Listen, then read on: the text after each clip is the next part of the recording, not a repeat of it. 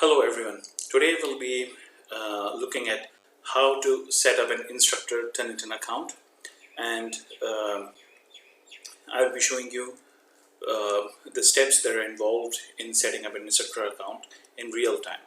So the first thing we have to do is to go to this website turnitin.com. So if you just write turnitin.com, it will take you to this website. So you go to the right hand side and click on login, and once you log in to it, you need to have an email address and a password for it. And since it is an instructor account, it means your institution has provided you with a login and a password. So without further ado, I will just log into it. So once I log into it, on the right hand side there's a green button here that shows add class. So I'll just click on it, and it will ask you the class type. So you just the default is standard. So class name, you can just write for instance medical. Then enrollment key, you can write any enrollment key. So I'm just writing 1 2 3 4 5 6 7 8. Subject area can be anything. You can click anything. These are usually done for statistical purposes for the Turnitin company. So I'm selecting medical, nursing and health sciences. So student level, you can either choose graduate, undergraduate or postgraduate. I'm selecting the undergraduate, and it will by default give you a class start date and class end date. I recommend you not to change any of these settings because it's much more easier to do this. And once you have written all of these, you just click on submit. So once you can click on submit, it will show you that the class has been created, and this is the class ID and enrollment key. These IDs and enrollment keys are if you want to give it to your students, and there is a manual way of enrolling students as well. So I will be showing you both. So you select on continue. Now as you can see here, this is the class here. Now if I click on the class here, it will show me that it is the name of the class is medical. Now you need to add an assignment in order to check any document for similarity or plagiarism through Turnitin.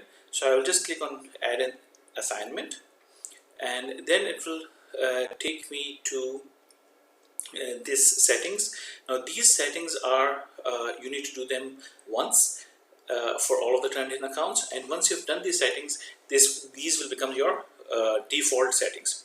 So assignment title can be anything. I will just write medical 1. Point value, you don't need to add point value for it. Allow only file types that Turnitin can check for similarity, and these are PDF and Word documents. Okay, now if you just look at here, it's written submit papers to no repository. So this is the most important thing that you need to see, that the no repository, you have to select the no repository, because if you click on any other option, then it will be directly submitted to the Higher Education Commission of Pakistan, and then it's very hard to retrieve it from there. So these are the start date, the due date and the post date. I advise you not to change any of these things, because it will cause further incongruencies, and it will make things more difficult for you. So the second thing is option settings. So I will click on option settings. So allow submissions of the due date, yes. Generate similarity reports for submission, you have to click on yes. Generate similarity reports for student submission, immediately can overwrite reports until due date. Okay, so this is what you have to do.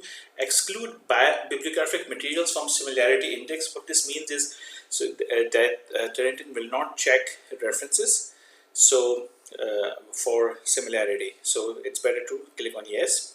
Exclude quoted materials. So if there are any quoted materials in inverted commas, then it will also exclude that material from checking. So exclude small sources, yes. Usually the word count, the minimum word to count is around 3 to 4 words. So the settings are here for the usual Higher Education Commission usually allows up to 3 to 4 words. So allow student similarity reports, yes. enable translated matching. So we usually check our manuscripts in English, so you usually don't need to click on yes. So there is no assignment template that we have. So search options. Now this is the difference. When you are searching, you have to click on everything from student paper repository to institutional repository to the current internet and periodicals. Okay, so search option should include all the repositories that are available. So if you go on, click on below, it is asking if you want Turnitin to check for grammar checking. So through its e-rater technology, so it's better to click on yes.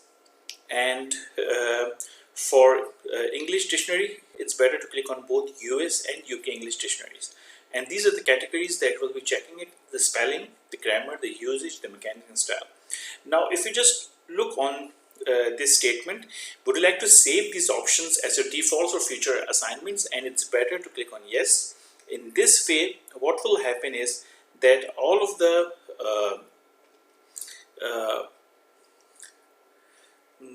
settings that you have done here will be saved for future reference. So you click on that and then you submit it. Here you can see that it is now showing the start date and the due date. So in order to check for Turnitin, what will do it?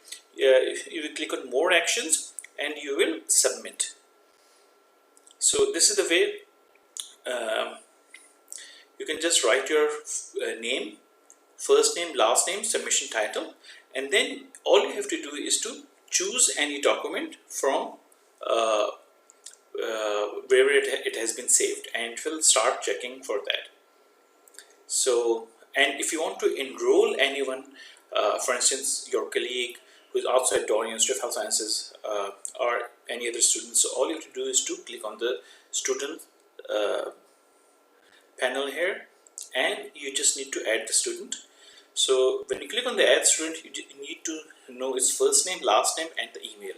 So as soon as you write the first name and the last name and the email and click on submit, this Turnitin will send an computer generated email on this email so that they can use Turnitin. That's all for now. Hope this has been useful. Thank you for listening.